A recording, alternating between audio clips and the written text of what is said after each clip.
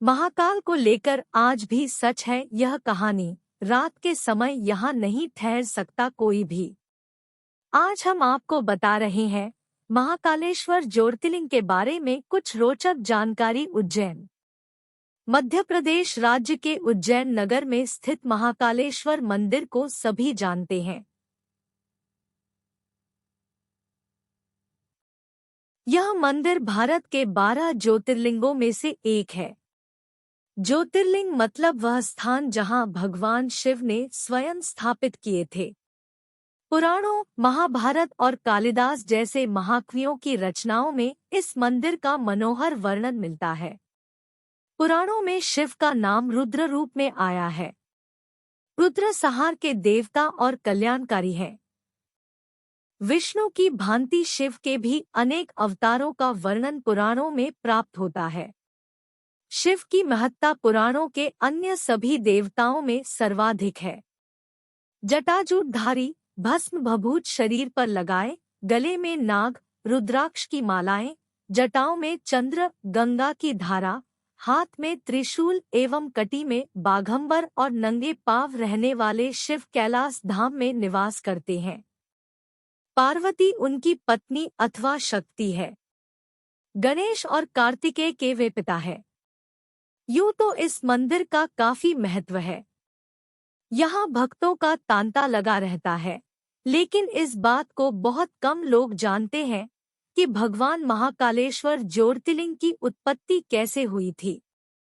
आज हम आपको बताएंगे कि सूर्य देव की 12 रश्मियों से प्रकट हुए थे ज्योतिर्लिंग।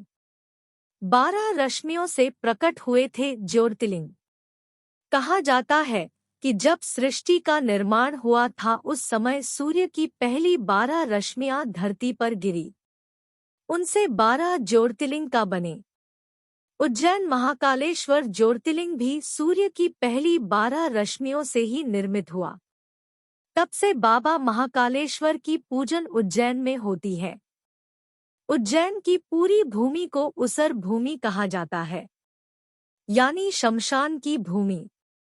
भगवान महाकाल का मुख दक्षिण दिशा की ओर है, इसलिए भी तंत्र क्रियाओं की दृष्टि से उज्जैन महाकाल मंदिर का बेहद खास महत्व है।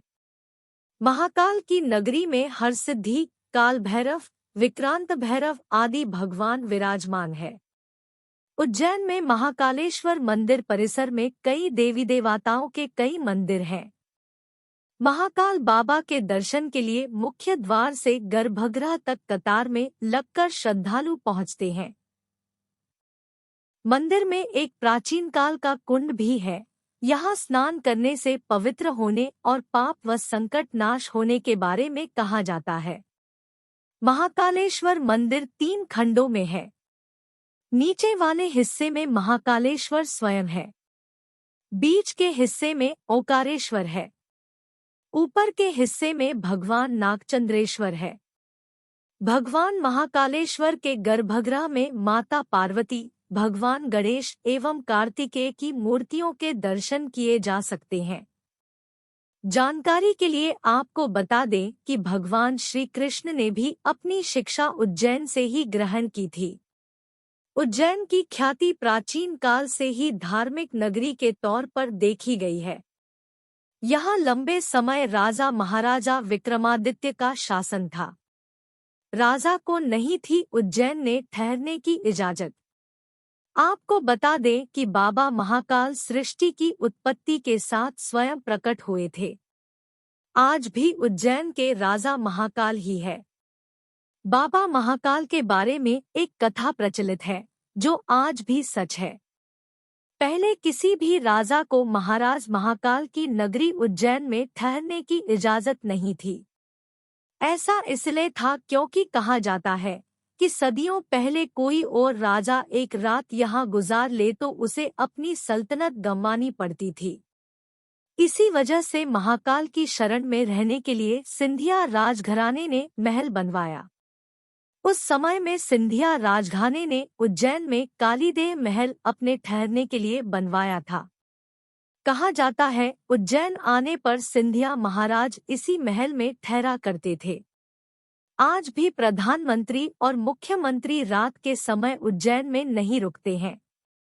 साथ ही कांग्रेस सांसद ज्योतिरादित्य सिंधिया भी इन नगरी में रात के समय नहीं रुकते हैं। यह कथा आज भी उस जमाने की तरह ही सच है। आज भी उज्जैन के राजा बाबा महाकाल ही है। क्यों होती है भस्म आरती? शिवपुराण के अनुसार भस्म सृष्टि का सार है। एक दिन पूरी सृष्टि इसी राख के रूप में परिवर्तित होनी है। सृष्टि के सार भस्म को भगवान शिव सदैव धारण किए रहते हैं।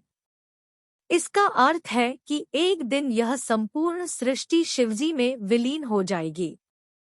भस्म तैयार करने के लिए कपिला गाय के गोबर से बने कंडे, शमी, पीपल, पलाश, बड़, अमलतास और बेर के वृक्ष की लकड़ियों को एक साथ जलाया जाता है।